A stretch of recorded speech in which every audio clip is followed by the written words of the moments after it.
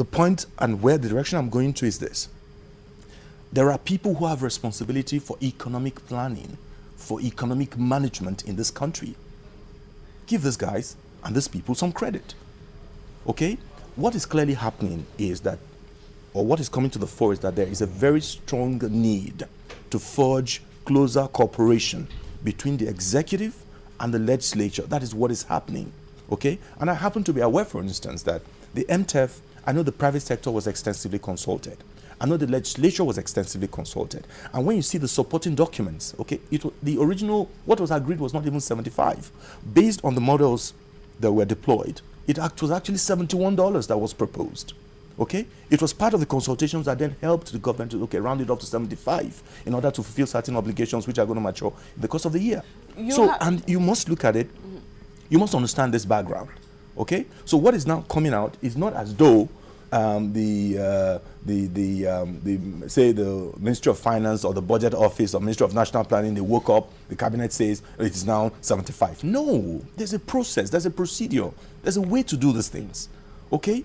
Taking cognizance of your revenue profile, yes, the security situation in your country, the global economic community. What is happening in Asia? 75% is below the world oil market Absolutely, price. It is. So why is it, how prudent is this? How prudent is this? I think it was a very pragmatic benchmark to adopt on the basis of what is happening in Asia. Growth is slowing in Asia and India, in China and India. There's major crisis in the Eurozone. You know this. You see what is happening in Spain. See what has happened in Greece. Okay? A lot of these countries are under threat. Look at what is happening even in Britain. Look at what is happening in America. That's why I made the first point that you cannot behave as though you live in a world all by yourself. The truth is, the answer is no.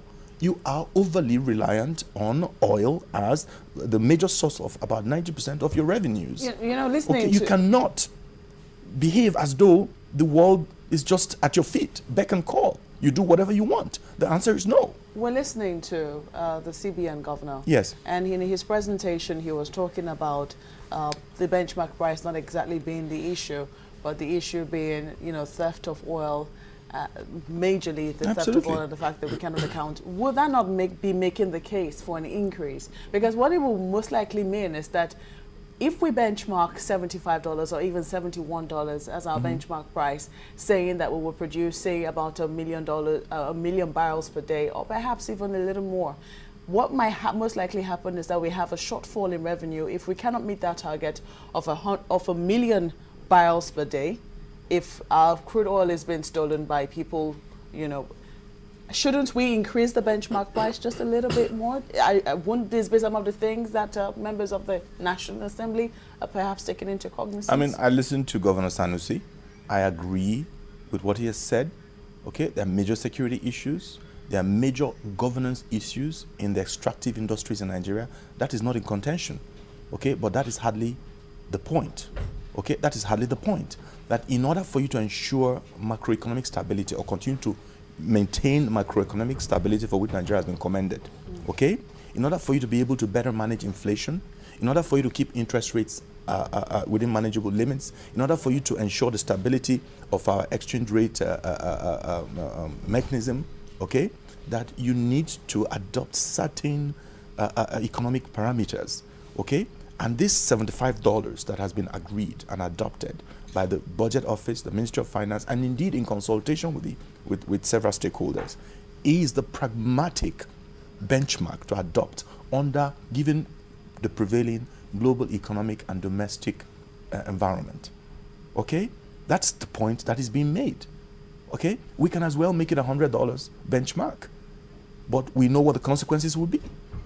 We know what the consequences will be. You have served in government. Yes. Tell us what the relationship, because the first thing you said is that the NESG would not support the constant altercation between the executive and the legislature over the budget.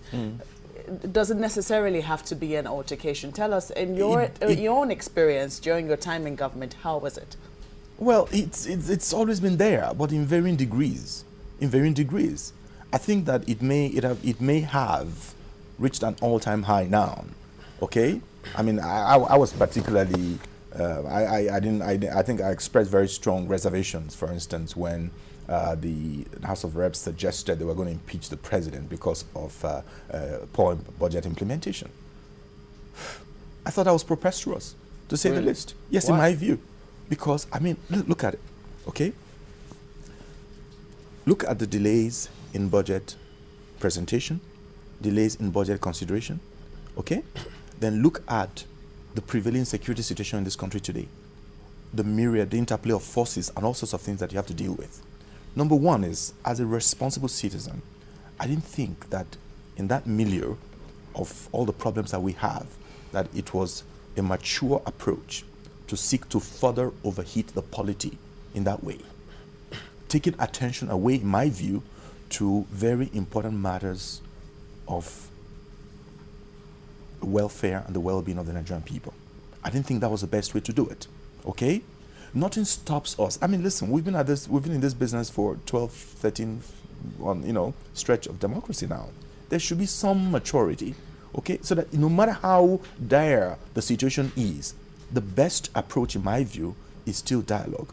The concept of separation of powers and all of that is not meant for you to tear each other apart. It's meant just for you. It's a system of checks and balances. It is meant for cooperation in order for you to advance the cause of your country, the interest, the welfare, and the well-being of the people. It is not for this kind of things we're looking at. Some did say, actually, that yes, the intention of that was because if they had properly implemented the budget, yes, number one, security, huge funds allocated to that sector, employment, huge funds also.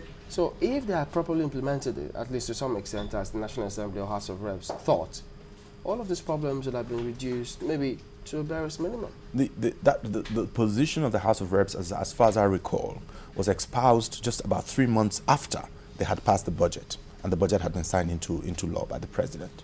Okay? How about arguing, for instance, that the security situation may have improved if they had performed their oversight functions during the period? They have oversight responsibilities. So perhaps if they spend less time altercating, then perhaps and spend more time on the field trying to see really what's on the ground, what is not there. Maybe it will be one way to really get the executive to do what they're supposed to do. Okay, rather than sitting down and threatening and all of that. I fully understand. Let me make a point clear. Nigerians are frustrated for a variety of reasons. The economic situation, the security situation, the recent floods. It's a source of frustration for most people. Okay? But I'm saying that in spite of all of this, if you then decide to bring down the whole house, how does that help us? Is that really going to make things better? I really wanted us to go back to this issue of this benchmark for 2013 yes, and please. Also look at some of the reasons why the executive arm thinks otherwise against the $82 per barrel, which the House of Reps has proposed. What kind of problems would this cause if we go with the $82? Now, speaking more specifically, it's going to inject excessive liquidity into the system. Inject what? Excessive liquidity, too much money. Okay, it will destabilize, the macroeconomic environment.